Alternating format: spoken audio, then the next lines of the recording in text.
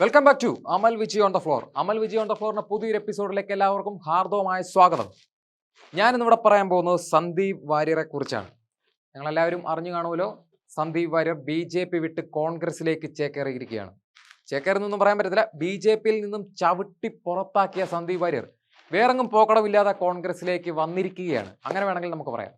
BJPക്ക് വേണ്ടി ഘോരം വാദിച്ചിരുന്ന സന്ദീപ് വാര്യർ BJP വിട്ട് കോൺഗ്രസിലേക്ക് വന്നിരിക്കുകയാണ്. ചിലപ്പോൾ അതൊക്കെ വ്യക്തിപരമായ കാര്യങ്ങളായിരിക്കാം, വ്യക്തിപരമായ തീരുമാനങ്ങളായിരിക്കാം. എന്നൊക്കെ ഓർത്ത് എല്ലാവരും സന്തോഷിച്ചോ സമാധാനത്തോടെ ഇരിക്കാൻ വരട്ടെ. ചെറിയ ചെറിയ പ്രശ്നങ്ങളുണ്ട് അവിടെ. BJPയിൽ കാര്യമായ ഒരു സ്ഥാനം സന്ദീപ് വാര്യറിന് കിട്ടുന്നില്ലായിരുന്നു.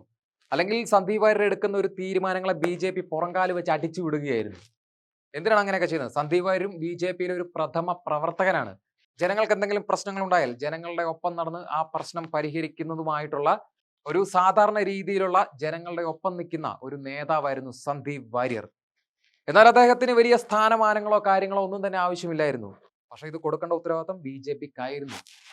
പക്ഷേ ഈ സന്ദീപ് വാര്യർ ഉന്നയിക്കുന്ന കുറച്ച് കാര്യങ്ങളുണ്ട്, കുറച്ച് നന്മകൾ അല്ലെങ്കിൽ കുറച്ച് ന്യായങ്ങൾ. ഈ ന്യായത്തിന്റെ പക്ഷത്തൊന്നും BJP നിൽക്കാൻ തയ്യാറായിരുന്നേയില്ല.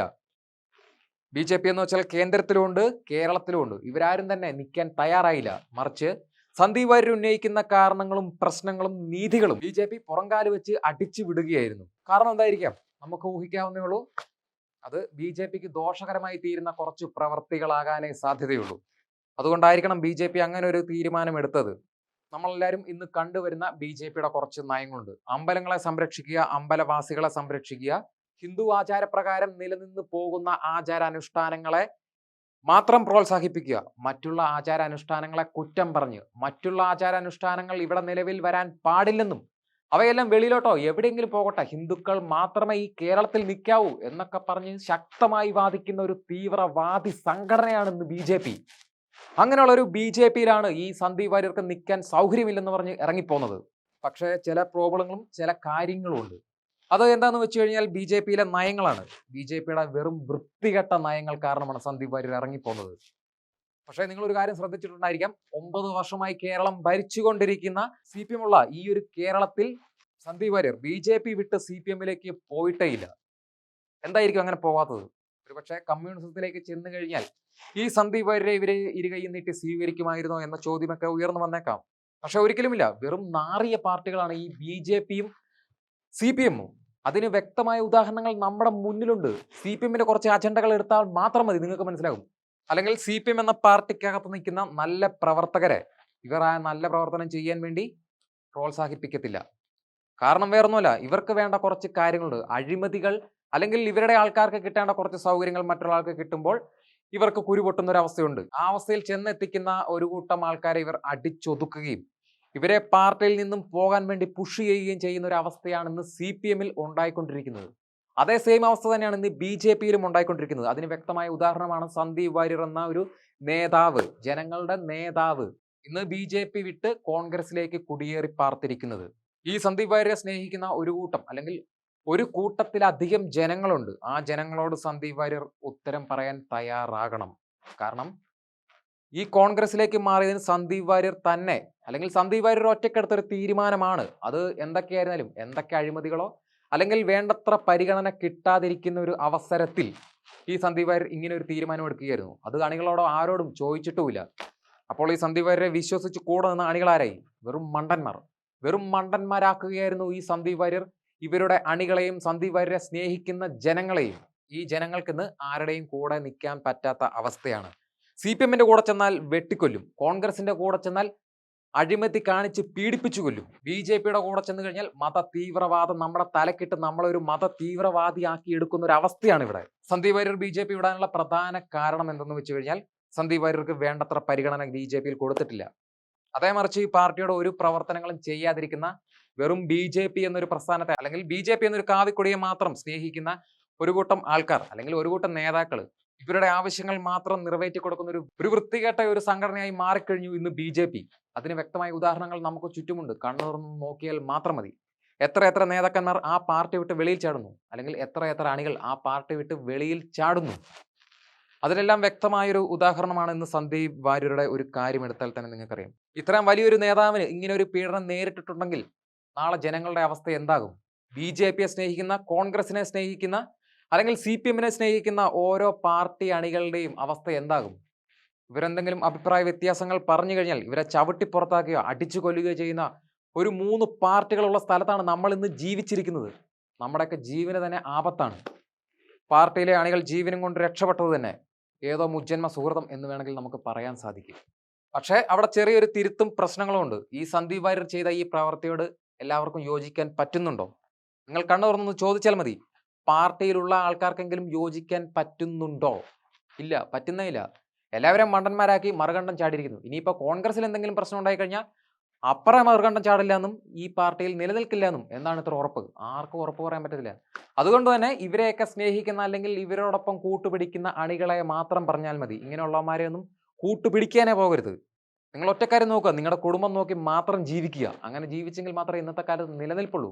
സാമൂഹ്യ പ്രവർത്തനങ്ങൾ ചെയ്യണമെങ്കിൽ നിങ്ങൾ ഓരോരുത്തർക്കും ഓരോ അണികളും ഓരോ പാർട്ടിയിൽ ചെന്ന് പെടാതെ സ്വതന്ത്രമായി നിന്ന് സാമൂഹ്യ പ്രവർത്തനങ്ങൾ ചെയ്യൂ.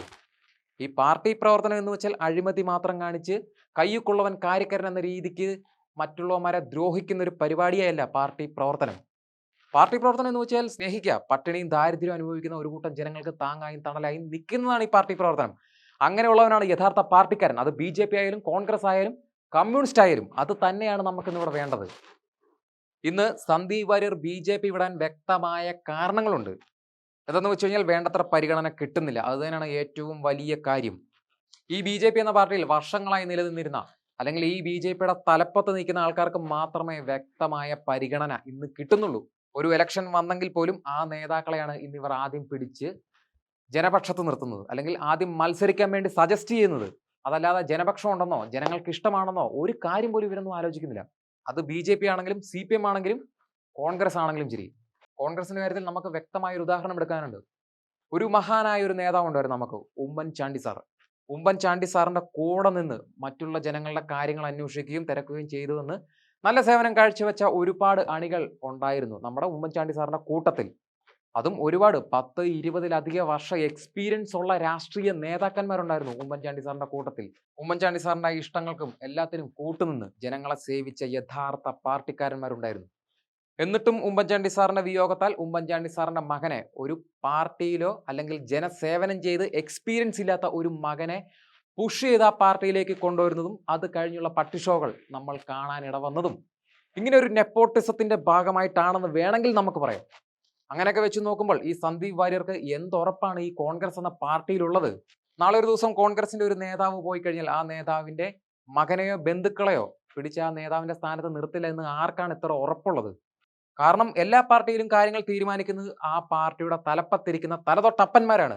എനിക്ക് തോന്നുന്നില്ല ഈ സന്ദീപ് വാര്യർക്ക് അവിടെ ഇവിടെ എവിടെയും എല്ലായിടത്തും സ്ഥാനം കിട്ടുമെന്ന് തോന്നുന്നില്ല. ഏതോ സിനിമയിൽ ആരോ പറഞ്ഞ പോലെ വരത്തൻ പട്ടിക്ക് ചോറില്ലെന്ന് പറയുന്ന ഒരു അവസ്ഥയാണ് ഇന്ന് ഇവിടെ സന്ദീപ് വാര്യർക്ക് നടന്നുകൊണ്ടിരിക്കുന്നത്. നമുക്കറിയണം, കണ്ടറിയണം എന്തൊക്കെയാണ് ഇവിടെ നടക്കുന്നതെന്ന്. ഈ സന്ദീപ് വാര്യരുടെ കാര്യങ്ങൾ അങ്ങനെയൊക്കെ നടന്നുകൊണ്ടിരിക്കുന്നു. അതിനിടയ്ക്ക് ചെറിയൊരു കാര്യമുണ്ട്.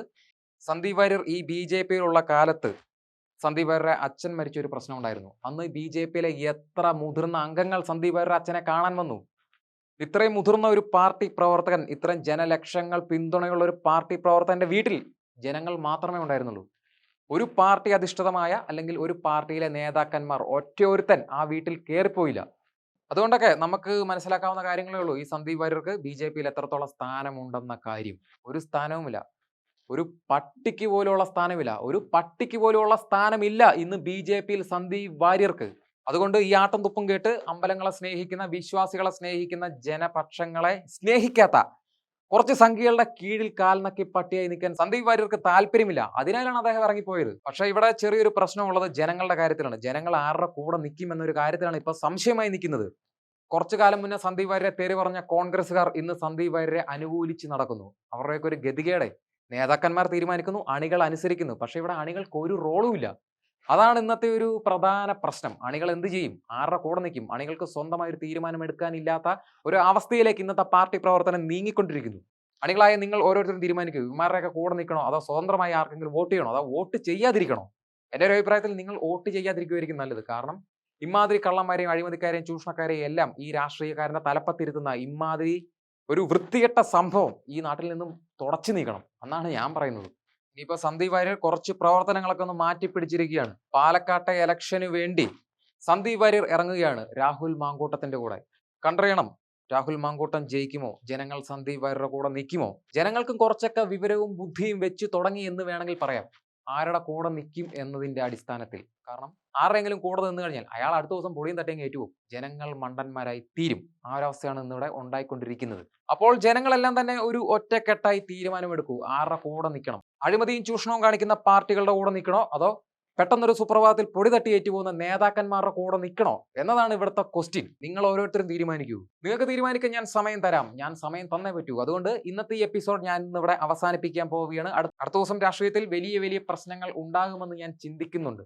അതുകൊണ്ട് തന്നെ അടുത്ത എപ്പിസോഡിൽ ഞാൻ വരാം. അതുവരേക്കും എല്ലാവർക്കും നന്ദി, നമസ്കാരം. This is Samal Vijay signing out.